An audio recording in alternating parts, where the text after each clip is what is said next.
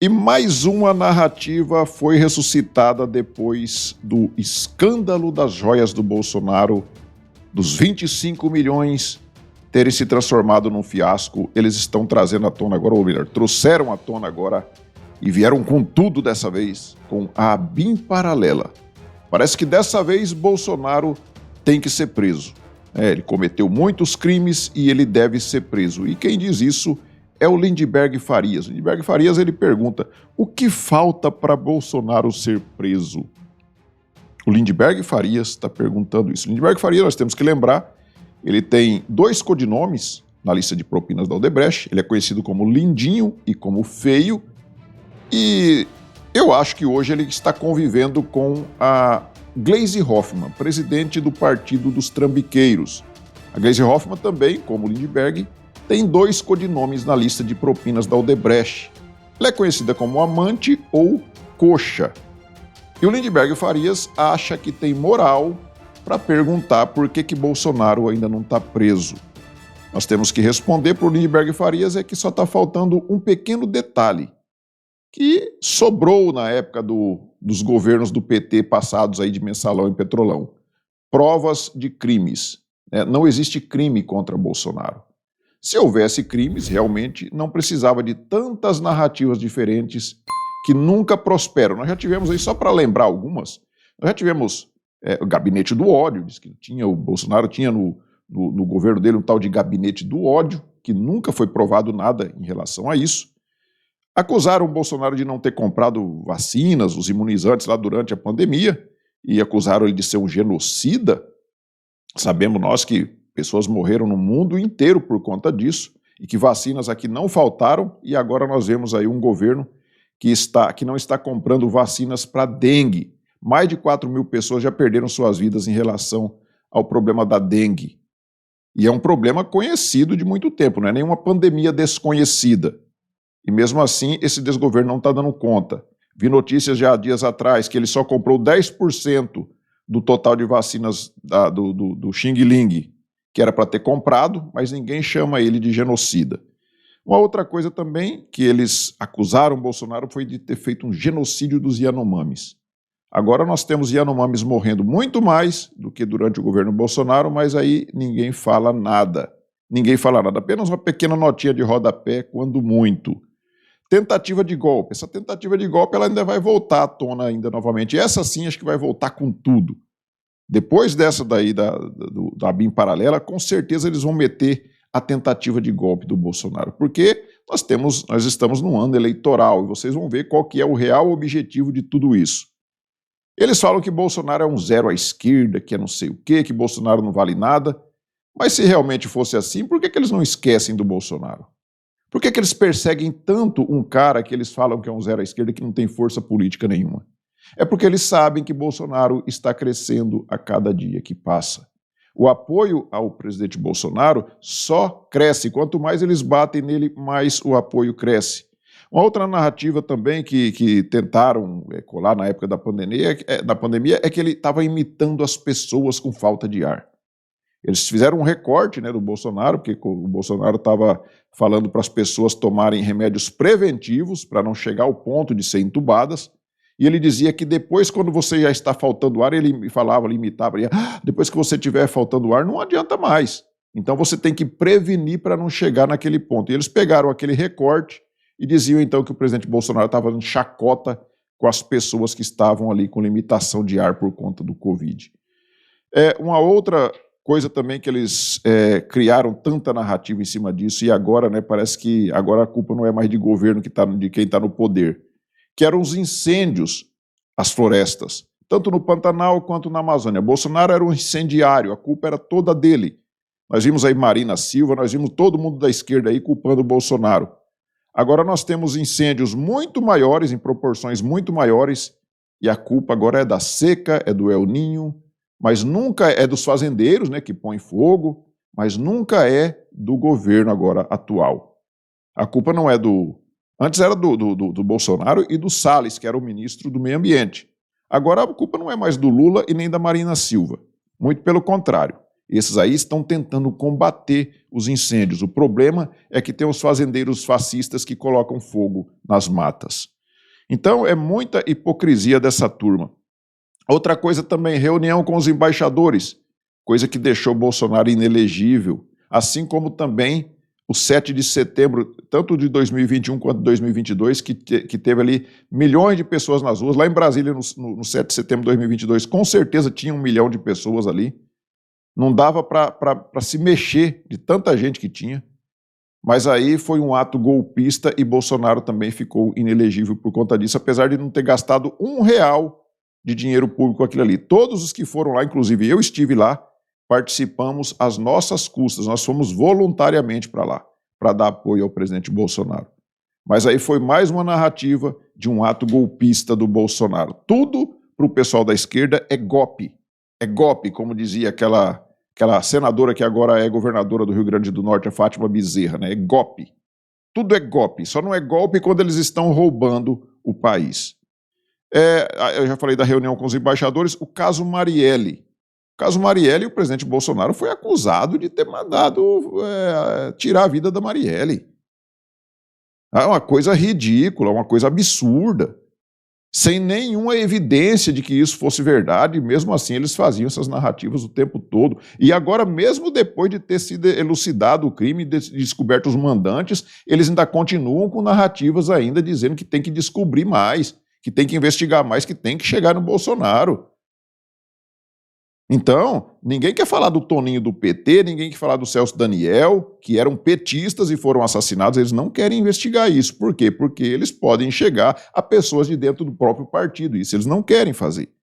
Orçamento secreto, outra narrativa que bateram em cima do presidente Bolsonaro. Agora nós temos aí emendas de relator, nós temos aí emendas PIX, e aí há dias atrás o Lula bateu o recorde, mandando 30 bilhões do tal orçamento secreto, que agora é chamado de emendas PIX, para apoiadores dele, né? Porque eu tenho certeza que só vão receber esse dinheiro aqueles que estiverem alinhados ao governo. Nós conhecemos muito bem como que essa turma funciona. Ultimamente eles ressuscitaram a narrativa das joias, não deu certo, aquele fiasco todo, como eu já disse, e agora eles estão aí com a tal da ABIN paralela. E eu estava esquecendo aqui da mais grave narrativa que eles fizeram aqui contra Bolsonaro, a importunação da baleia. Bolsonaro estava passeando de jet ski, avistou uma baleia, parou a distância de 15 metros da baleia e importunou a baleia. Esse foi também um dos crimes gravíssimos cometidos por Jair Bolsonaro. E parece que nós não estamos morando num país onde nós já tivemos mensalão e petrolão, que levaram bilhões ou talvez até trilhão de reais do nosso suado dinheiro público. Então é uma coisa ridícula o que essa turma faz, essa perseguição que fazem ao presidente Bolsonaro. Eu quero mostrar para vocês aqui, pessoal, uma coisa interessante aqui, ó. Aqui na UOL tem essa notícia aqui dizendo que o Lula anuncia a Janja como sua representante nas Olimpíadas. Tenho coisas para resolver no Brasil.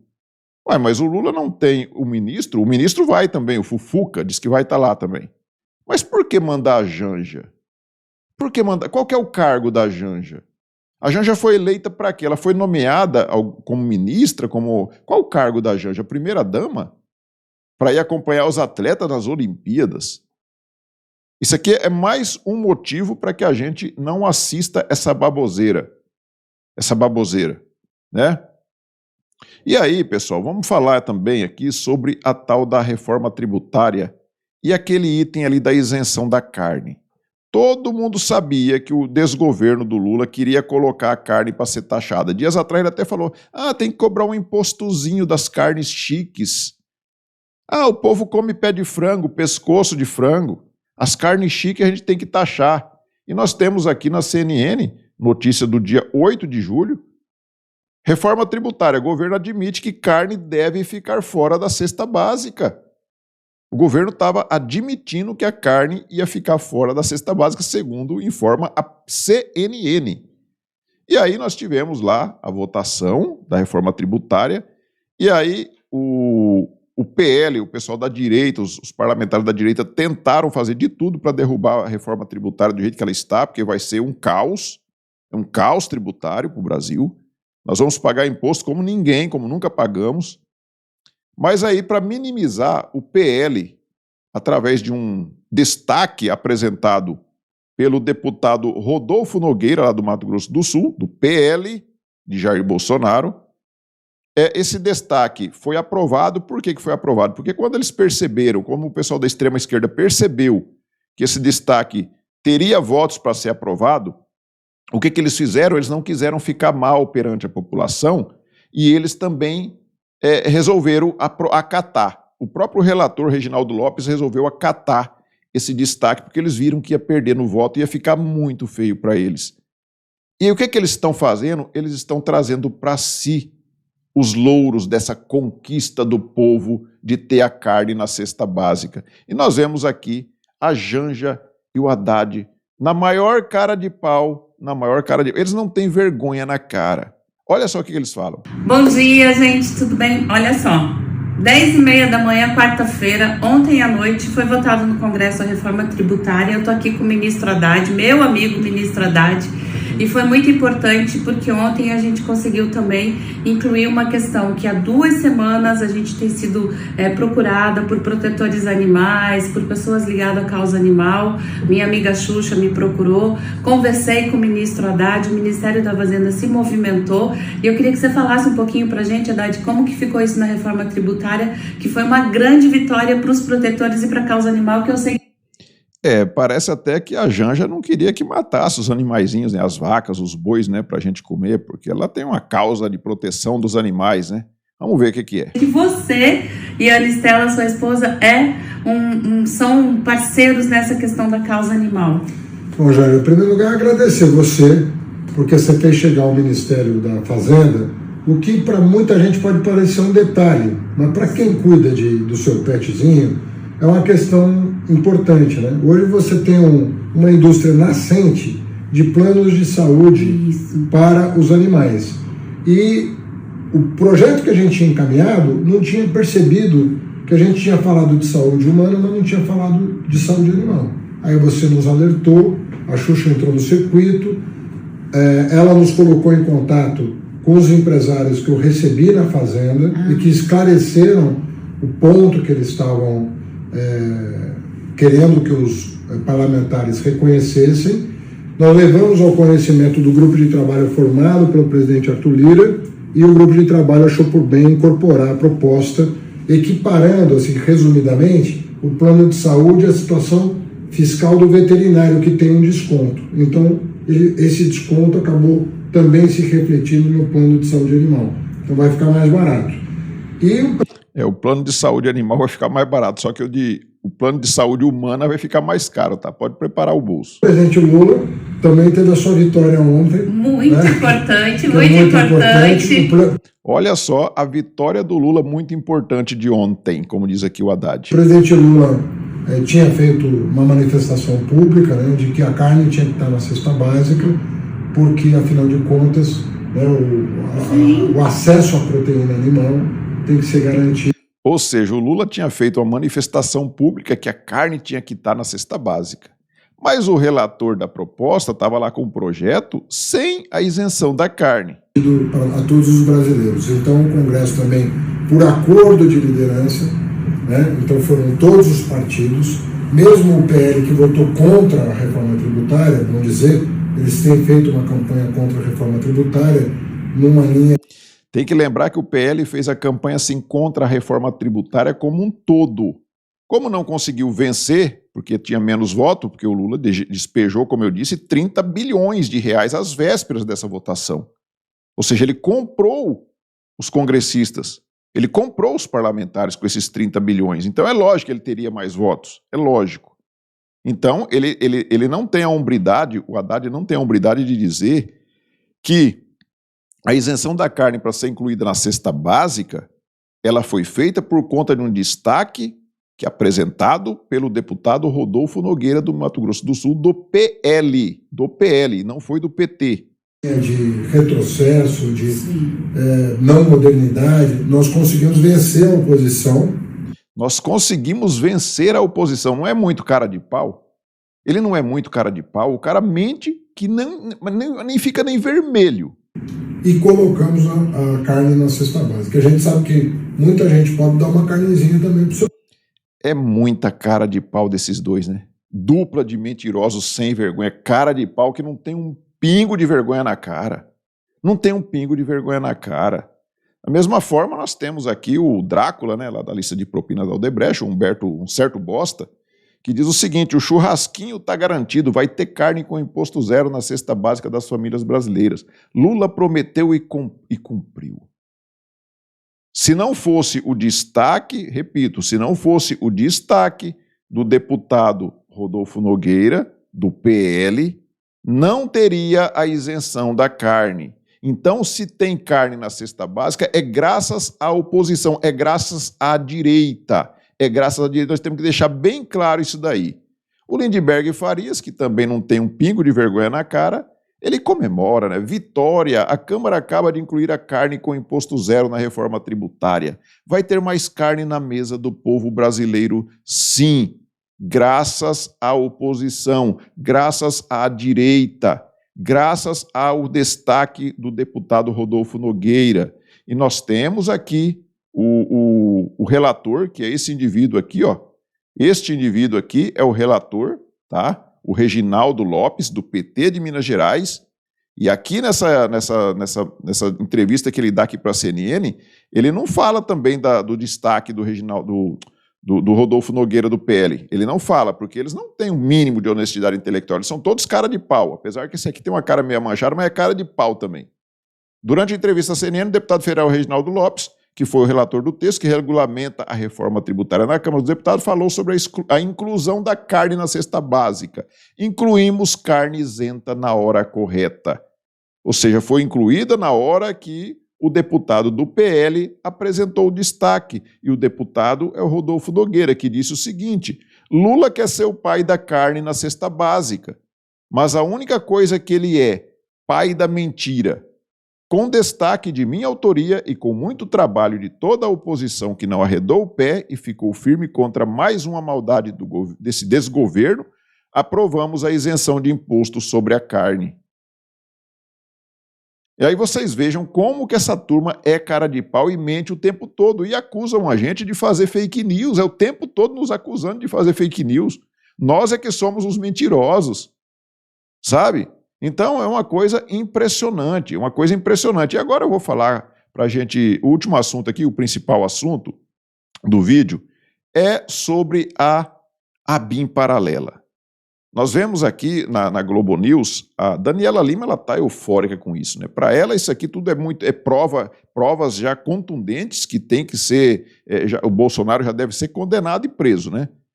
Aspas, difícil, muito difícil, é sempre meio impressionante como essa ala meio Dick Vigarista, não sei se vocês sabem aquele desenho do Dick Vigarista, né? Para mim o Dick Vigarista é exatamente o contrário, é quem está fazendo as perseguições, criando as narrativas o tempo todo, tem um plano para destruir o Bolsonaro, o tempo todo, e esse plano nunca dá certo, então o Dick Vigarista é o contrário, é essa turma aqui da imprensa e de todo o sistema, incluindo o Xandão. Do bolsonarismo, é capaz de produzir tantas provas contra si mesmo, de deixar tantos rastros das coisas que faz. Aí para eles tudo já é provas aqui, já é tudo provas. Não tem que discutir. De tudo o que me choca é a profunda desconfiança que reinava eles mesmos, que reinava entre eles mesmos. Eles não confiavam uns nos outros, se reuniam e faziam questão de guardar provas um contra o outro. E aqui eles já estão tentando jogar o presidente Bolsonaro contra o Ramagem, mas não vai funcionar. Não vai funcionar porque tanto o Ramagem quanto o presidente Bolsonaro, eles conhecem a imprensa, eles conhecem essa turma aqui, que quer o tempo todo querendo causar intriga na direita para tentar jogar uns contra os outros. Diz a Daniela Lima sobre o que mais impressiona nas divulgações da Polícia Federal. Essa Polícia Federal, essa ala da Polícia Federal aqui, eu já disse aqui no canal. Difícil, né? Natuza, Isso muito aqui difícil. É uma vergonha. É uma vergonha o que essa ala da Polícia Federal faz, essa Gestapo, né? Para perseguir opositores políticos. Esses sim estão perseguindo os opositores políticos. E aí, mas isso é a síntese do Bolsonaro, que não confiava em ninguém que andasse atrás, diz aí a Natuza Neri, completa aí a Natuza Neri. Então, o pessoal da Globo News está em euforia total, assim como toda a grande mídia, né? E nós temos que lembrar que nós já tivemos aí casos de espionagem aí na ABIN, né? O Reinaldo Azevedo mesmo, quando não era petista, ou pelo menos fingia que era do PSDB, né? Era um social, era o chapa-tênis, né? Reinaldo Azevedo, blog do jornalista Reinaldo Azevedo, trazia então aqui a ABIN espionou jornalistas durante o governo Lula. Aqui por Robson Bonina, veja, um documento da Agência Brasileira de Inteligência, a ABIN, que descreve detalhes de uma queda de braço travada entre um agente e seus superiores durante o governo Lula. Tem valor histórico inestimável. Esse documento, hoje arquivado, é a evidência oficial mais forte até aqui de algo que agentes confidenciavam a jornalistas. Então, já tinha casos de espionagens da ABIN em outros governos. Tem no governo da Dilma também. No governo da Dilma também tem. Aqui na Revista Oeste, a ABIN também fez espionagem contra adversários do governo. Diz o seguinte, o ministro do Supremo Tribunal Federal, o Alexandre de Moraes, fez diversas menções à possível existência de uma estrutura paralela dentro da Agência Brasileira de Inteligência, durante o governo de Jair Bolsonaro. Essas citações fizeram parte do despacho do magistrado que autorizou a busca no gabinete e na casa do deputado federal Alexandre Ramagem, na quinta-feira, dia 25. Essa matéria aqui é do dia 27 de janeiro de 2024, tá? O parlamentar era diretor da ABIN e é investigado por supostamente utilizar equipamento para rastrear a localização de autoridades por meio de celulares. E aí, nós temos aqui bisbilhotagens da ABIN no governo Lula. No segundo mandato do presidente, quase houve uma crise institucional quando foi descoberto que a agência investigava secretamente políticos e ministros do Supremo. Na época, um dos alvos investigados pela ABIN foi o então presidente do Supremo, Gilmar Mendes, que teve as conversas com o senador da oposição gravadas. E aí nós temos mais aqui. Nós temos espionagem em outros governos. A ABIN também protagonizou um caso de espionagem clandestina no governo Dilma Rousseff. Em 2013, a agência enviou 4 agentes ao porto de Suape, no Pernambuco, para investigação política, que teve como alvo o então governador do estado, Eduardo Campos, um dos pré-candidatos à presidência da República. Os 4 espiões foram identificados ao ingressarem no porto de Suape e suas identidades foram reveladas. Campos era um dos mais fortes concorrentes à presidência e morreu em 2014 na queda de um avião. Na gestão Fernando Henrique, um procurador da República que incomodava o governo foi vigiado de perto por um agente do órgão que se passava por estudante de direito. Então, nós temos aí casos em outros governos de espionagem que foram comprovadas, né? E aí nós temos aqui o Joel Pinheiro, que agora está na Globo News, e ele fala o seguinte, é inevitável que a confiança foi abalada. Ele falando aqui sobre o Ramagem, né? Gravaram uma conversa com o Bolsonaro, Ramagem gravaram uma conversa com o Bolsonaro em relação ao monitoramento ilegal da ABIN contra servidores da Receita Federal para proteger Flávio Bolsonaro. É um candidato inexpressivo e não deve vencer a eleição para prefeito do Rio de Janeiro, analisa o comentarista Joel Pinheiro. Então fica muito claro qual que é o objetivo de toda essa narrativa. Nós estamos num ano eleitoral, teremos eleições para prefeitos este ano, e aí o Ramagem, que é candidato à prefeitura do Rio de Janeiro, uma das cidades mais importantes do país, ele vai ser perseguido em relação a essa história aqui da tal da ABIN paralela.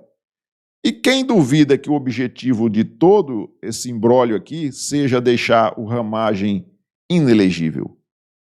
Vocês duvidam disso? Eu não duvido de mais nada. Eles estão testando a temperatura para ver até onde eles podem ir. E se eles acharem que tem condições de avançar, eles vão avançar. E vão sim deixar o Ramagem inelegível, assim como pode deixar outros candidatos de cidades importantes inelegíveis. Eles podem fazer isso. E isso daqui, essa narrativa, ela vai perdurar até a eleição de 2026, que é a mais importante de todas. Porque se nós tivermos ali, principalmente, um Senado de maioria de direita, o Alexandre de Moraes sabe muito bem que a batata dele vai assar. Então é lógico que ele vai usar essa estratégia, esse mesmo modus operandi aqui durante todo esse período, inclusive no período das eleições de 2026, porque ele vai perseguir, sim, todos da direita, como ele vem fazendo. E o pior, né, ninguém consegue parar o que esse cara está fazendo. Nós temos aqui no Brasil 247, um tal de Eduardo Guimarães, ele fala o seguinte: é hora de dizimar a extrema-direita. É hora de dizimar a extrema-direita. Esse é o objetivo do sistema. Eu não sei se vocês se lembram deste vídeo aqui, ó. Nós sabemos que você é nosso inimigo, mas considerando que você, como afirma, é uma boa pessoa, nós estamos dispostos a oferecer a você o seguinte: um bom paredão, onde vamos colocá-lo na frente de uma boa espingarda, com uma boa bala, e vamos oferecer, depois de uma boa pá, uma boa cova, né? Com a direita e o conservadorismo, nenhum diálogo, luta. É esse tipo de gente aí que fala que a direita tem que ser exterminada, né? Tem que ser exterminada. Nós vimos também, dias atrás aí, esse outro vídeo aqui, né? O próprio ministro do Supremo Tribunal dizendo isso daqui, ó. Eu saio daqui com energia renovada, pela concordância e pela discordância, porque essa é a democracia que nós conquistamos. Nós derrotamos a censura, nós derrotamos a tortura, nós derrotamos o bolsonarismo para permitir a democracia e a manifestação livre de todas as pessoas. Tudo em nome da democracia. Tudo em nome da democracia. Ou seja, esse pessoal da extrema esquerda, quando fala em democracia, você pode correr, que eles estão querendo te colocar no fundo de uma cadeia. Essa é a democracia que eles defendem, é destruir um lado político, e esse cara é um ministro do Supremo Tribunal Federal. Não é qualquer um na rua aí falando sobre isso, não é qualquer idiota aí falando, qualquer militante petista falando sobre isso. É o ministro do Supremo Tribunal Federal. Ministro do Supremo Tribunal Federal, falando: nós derrotamos um dos lados políticos. E tudo normal, nada acontece. Mas o problema é o Bolsonaro. O Bolsonaro estava espionando os seus opositores com a BIM paralela. Aí eu pergunto para vocês, aliás, esse debate ele era para ser encerrado com essa pergunta que eu vou falar aqui agora. Quantas pessoas, quantos opositores políticos Bolsonaro perseguiu? Quantos opositores políticos Bolsonaro colocou atrás das grades, utilizando-se dessas informações da tal ABIN paralela? Nenhum, muito pelo contrário. Durante o governo do Bolsonaro, eram as pessoas de direita que já estavam sendo perseguidas pelo sistema, pelo pessoal das cortes superiores. Mas é o Bolsonaro que é o ditador. Enquanto isso, nós temos hoje no governo um cara que não monitora ninguém, né? Não monitora ninguém através da ABIN paralela dele, não monitora ninguém, mas já mandou milhares de pessoas, opositores políticos, para a cadeia. Quem não se lembra do 8 de janeiro? Uma mulher pegou um batom e escreveu "Perdeu Manela" na estátua lá do STF. Ela foi condenada a 14 anos de cadeia por escrever com um batom. Uma senhorinha de 71 anos pegou 17 anos de cadeia por tentar extinguir a democracia, acabar com o Estado Democrático de Direito, destruir o Estado Democrático de Direito. Então, quem que são os ditadores? Quem que está perseguindo de verdade as pessoas? É quem está sendo acusado de monitorar opositores e não prendeu nenhum opositor, não perseguiu ninguém? Ou é aquele que é o bonzinho, que está prendendo todo mundo que se posiciona contra ele? E que o presidente Bolsonaro, inclusive, que é o maior líder da oposição, está inelegível por conta de reunião com embaixadores e por conta das manifestações do 7 de setembro. Aliás, manifestações não, a comemoração da independência no 7 de setembro. E isso está tudo certo, está tudo normal, não tem nada de errado aí. Um ministro do Supremo falar que derrotou o bolsonarismo, tranquilo, tranquilo. Mas essas narrativas aí é o tempo todo. Você olha a grande mídia, você entra aqui na internet para olhar as notícias da grande mídia, que eu não assisto televisão aqui em casa, não assisto a grande mídia, mas eu olho aqui na internet porque eu tenho que ver porque que eles estão falando. É o tempo todo falando agora sobre a tal da ABIN paralela e que Bolsonaro tem que ser preso. Assim como pediu aqui o lindinho, ou o feio, né, da lista de propina do Odebrecht, o Lindenberg Faria, né? Bolsonaro tem que ser preso. Essa turma da extrema esquerda, essa turma que nos chama de extrema direita, né? Mas eles sim são extremistas. A democracia deles é isso. É eles no poder e os opositores presos ou inelegíveis, como acontece na Venezuela, como acontece em Cuba e em tantas outras ditaduras por aí.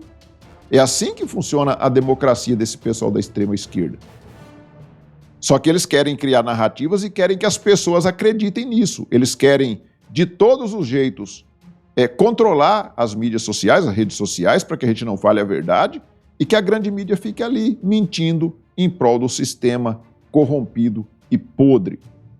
Então é isso, pessoal. Peço a vocês, observem se vocês já estão inscritos aqui no canal. Se não tiver, clique no botão inscrever, se inscrevam, acione o sininho das notificações para que você seja notificado de novos vídeos que eu venho a postar aqui no canal. Deixe o seu like e faça os seus comentários. Nós nos vemos no próximo vídeo. Fiquem todos com Deus. Tchau.